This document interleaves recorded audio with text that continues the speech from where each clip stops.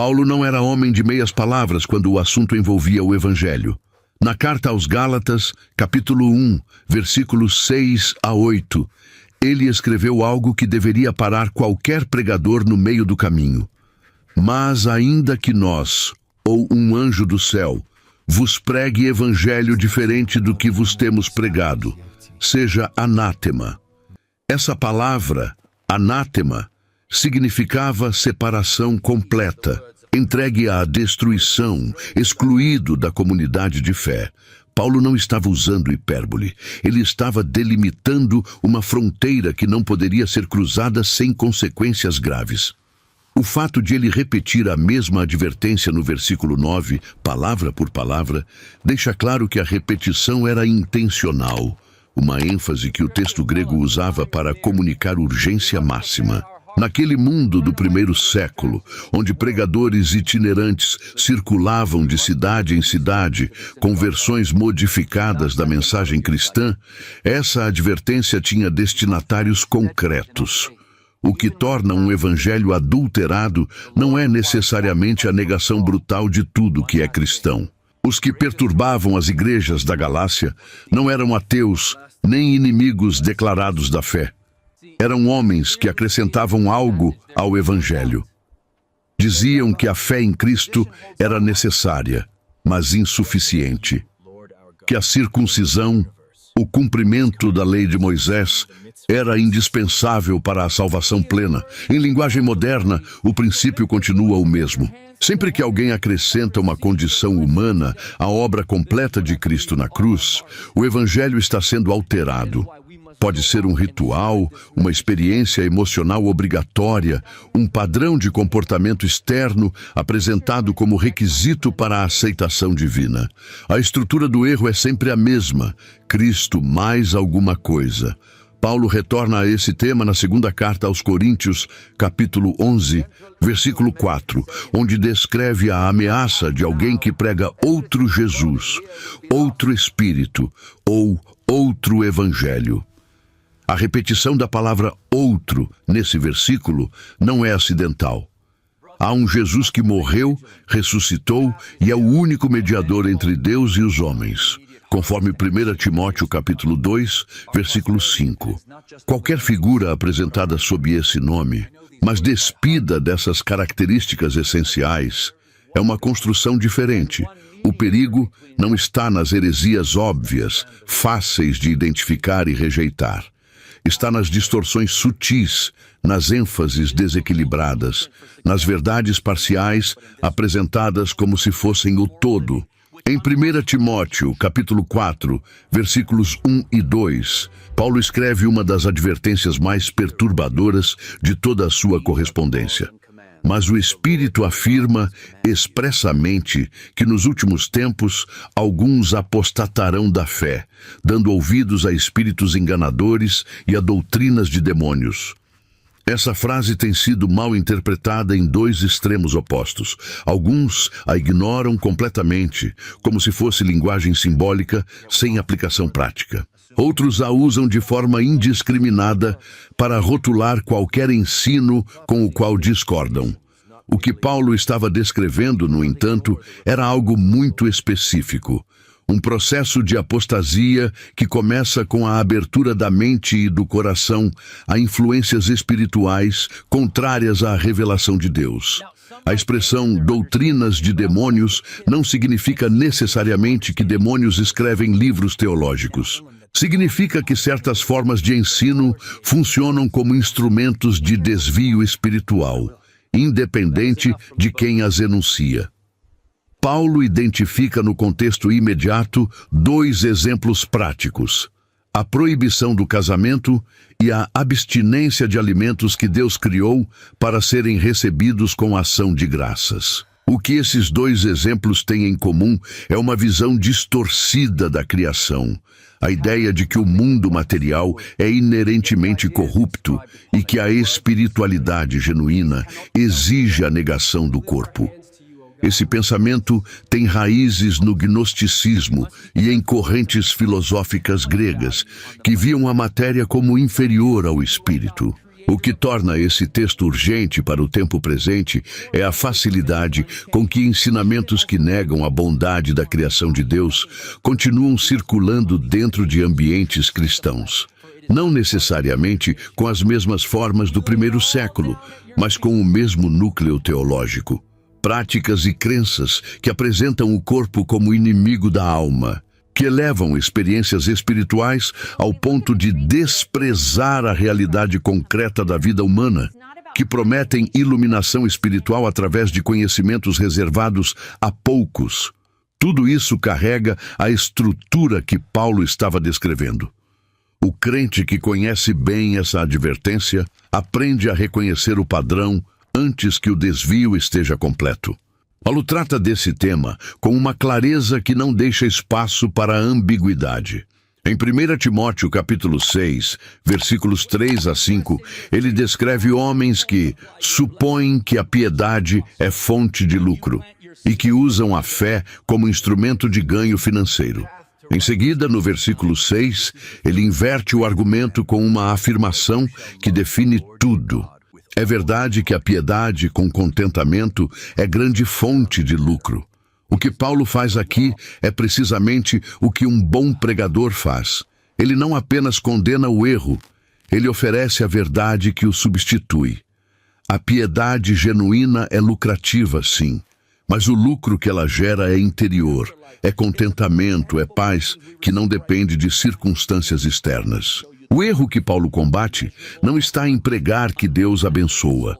Ele está em transformar a bênção material em evidência primária de aprovação divina e em apresentar a fé como uma ferramenta para obter resultados financeiros mensuráveis. Quando isso acontece, o relacionamento com Deus passa a ser estruturado como uma transação. O fiel investe fé, obediência e recursos financeiros e espera retorno proporcional. Essa lógica desfaz completamente o que Paulo ensina em Filipenses, capítulo 4, versículos 11 e 12, onde ele descreve ter aprendido a contentar-se em toda e qualquer situação, tanto na abundância quanto na necessidade. O contentamento paulino não era resignação passiva. Era uma conquista espiritual alcançada através do processo, não apesar dele. O que torna esse ensino tão penetrante nos dias de hoje é que ele responde a uma necessidade real das pessoas. A necessidade de esperança diante da pobreza, da dificuldade financeira, da instabilidade. Quando alguém está com dívidas, desempregado ou sem perspectiva, uma mensagem que promete prosperidade como resultado direto da fé tem apelo imediato e compreensível. Paulo não ignora essa realidade humana. Em 2 Coríntios capítulo 8, versículo 9, ele usa a encarnação de Cristo como fundamento da generosidade. Porque conheceis a graça de nosso Senhor Jesus Cristo, que sendo rico, se fez pobre por amor de vós, para que pela sua pobreza vos tornasseis ricos. Mas esse enriquecimento de que Paulo fala tem dimensões que vão muito além do balanço bancário. E reduzir esse versículo a uma promessa de prosperidade financeira é amputar o texto do seu significado mais profundo. Quando Paulo advertiu os coríntios sobre o perigo de aceitar outro Jesus, ele não estava sendo dramático. Estava identificando algo que já acontecia nas primeiras décadas do cristianismo.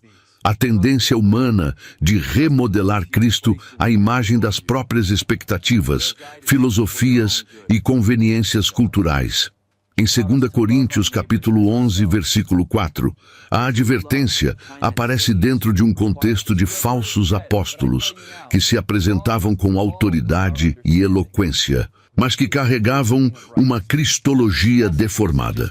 O problema não era a negação explícita de Cristo. Era a substituição gradual do Cristo bíblico por uma versão mais palatável, mais adaptada ao gosto do ouvinte. Esse processo de desfiguração cristológica nunca segue um único caminho. Em alguns contextos, Cristo é reduzido a um mestre moral, um grande filósofo que ensinou amor ao próximo, mas cuja morte e ressurreição são tratadas como símbolos poéticos, não como eventos históricos com peso teológico real.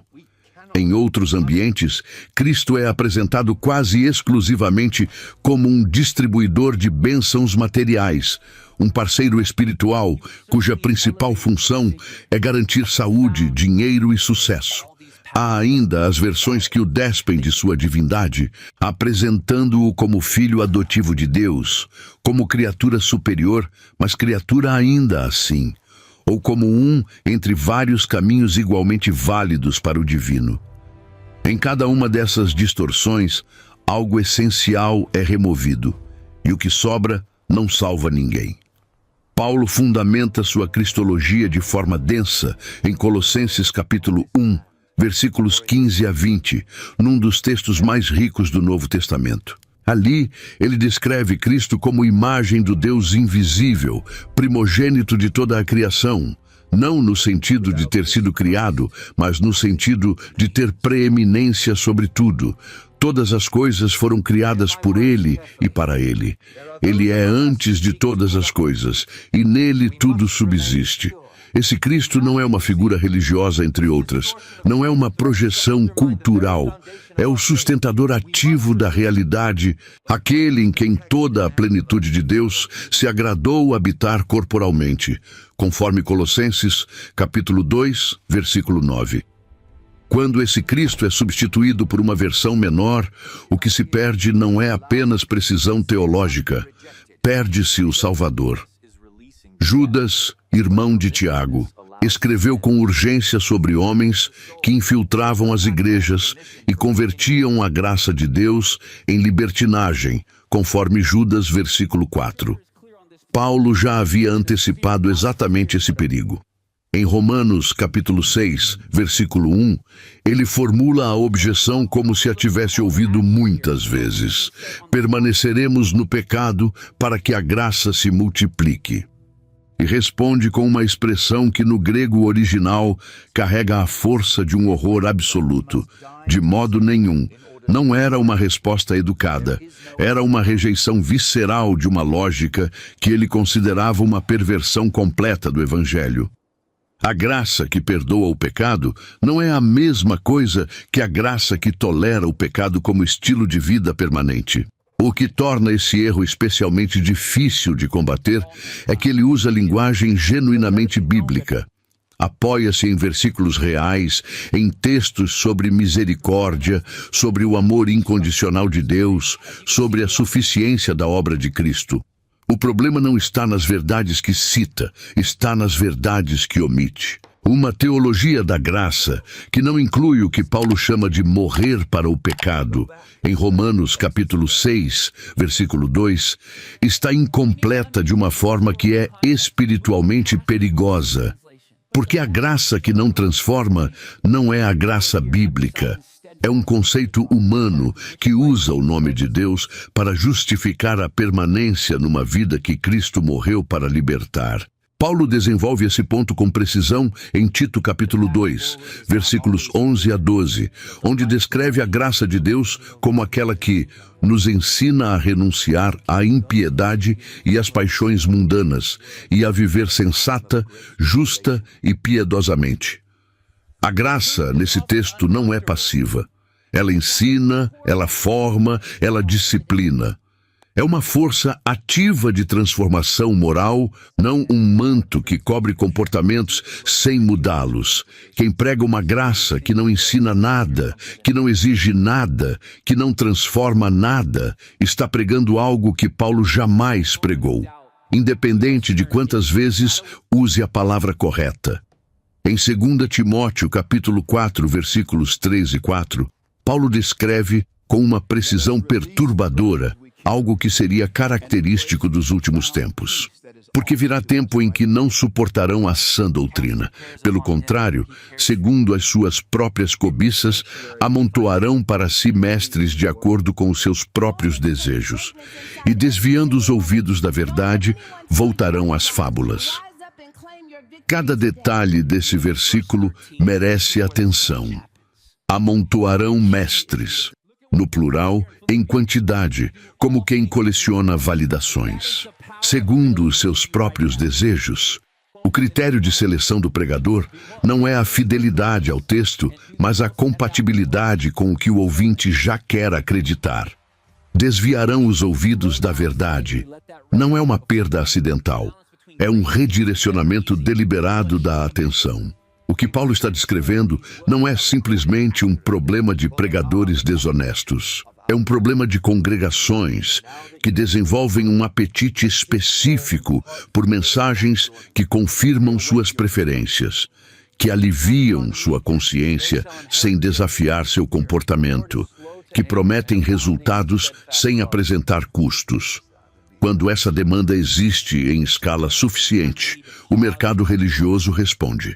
Surgem pregadores que aprenderam a calibrar cada mensagem de acordo com o que produz mais aplauso, mais compartilhamento, mais crescimento numérico.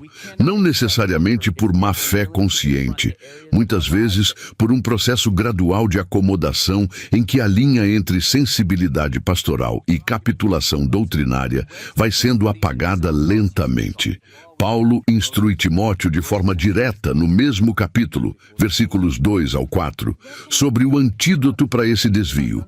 Prega a palavra, insta, quer seja oportuno, quer não, corrige, repreende e exorta com toda a longanimidade e doutrina.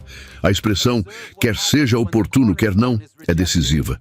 Ela significa que a mensagem fiel não aguarda o momento em que será bem recebida. Não se adapta ao clima emocional da congregação para evitar desconforto. O pregador que Paulo tinha em mente era alguém disposto a dizer o que precisa ser dito, mesmo quando não é o que as pessoas querem ouvir. Não com crueldade, mas com a longanimidade que o próprio texto menciona. Fidelidade e dureza não são a mesma coisa, mas fidelidade e conforto permanente também não são. Em 1 Coríntios, capítulo 15, versículos 12 a 19, Paulo enfrenta algo que já estava acontecendo dentro da própria igreja de Corinto. Alguns membros afirmavam que não havia ressurreição dos mortos. Não eram incrédulos de fora criticando a fé cristã. Eram pessoas dentro da comunidade, participando dos cultos, usando linguagem cristã, mas negando o evento que Paulo considerava o centro gravitacional de tudo. A resposta dele não foi diplomática. Foi cirúrgica. Ele listou uma por uma as consequências lógicas dessa negação. Se não há ressurreição, Cristo não ressuscitou. Se Cristo não ressuscitou, a pregação é vã. Se a pregação é vã, a fé é vã.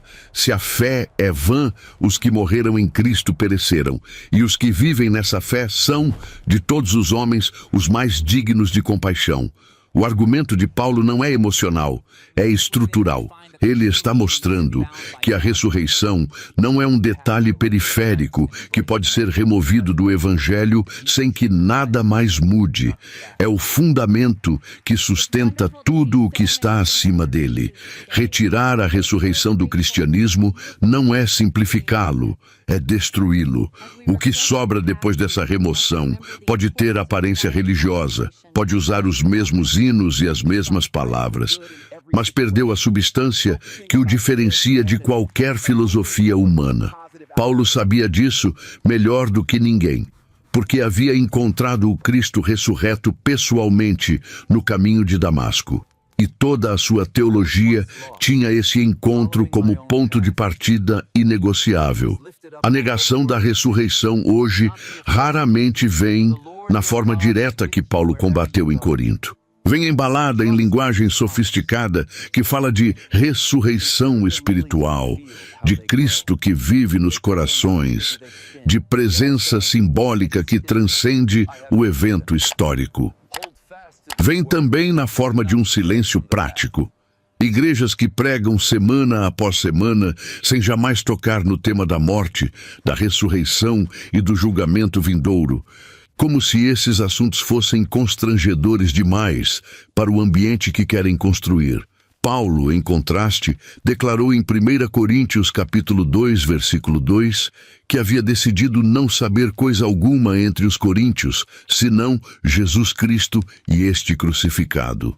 A cruz e a ressurreição não eram um tema entre outros na pregação apostólica, eram o eixo em torno do qual tudo girava. Paulo nunca terminou suas advertências no diagnóstico.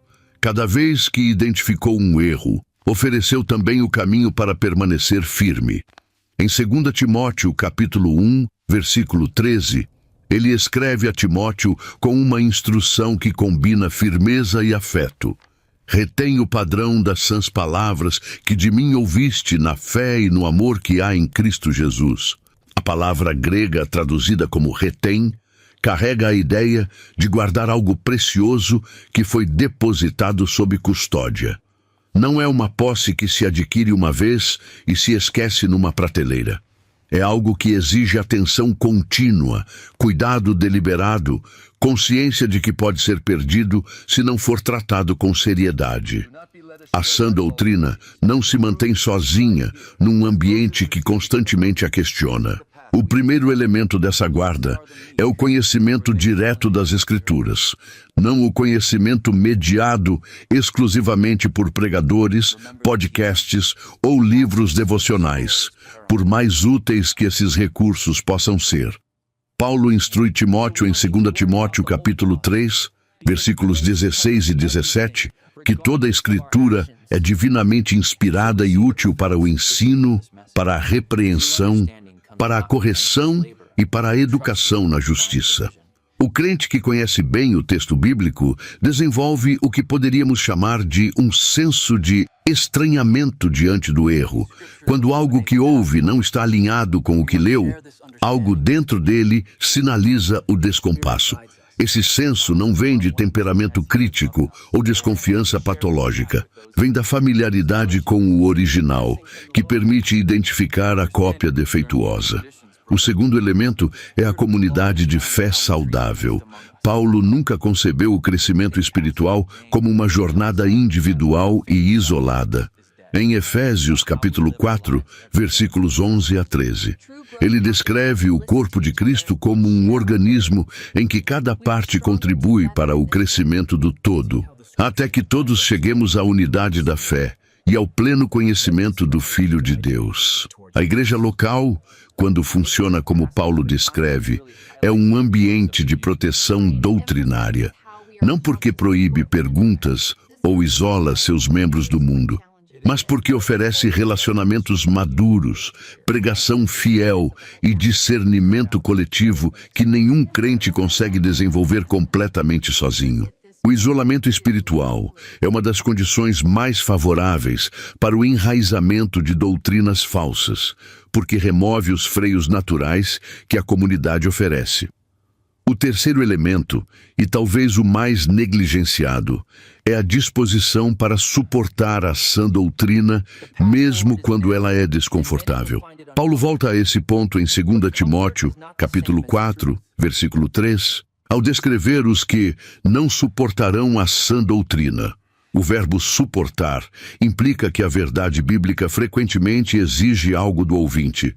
Uma mudança de perspectiva, um abandono de conforto, uma confrontação com áreas da vida que preferíamos deixar intocadas. O crente que desenvolve a maturidade de receber uma mensagem difícil sem imediatamente buscar um pregador mais suave, está exercendo exatamente o músculo espiritual que Paulo queria fortalecer em Timóteo.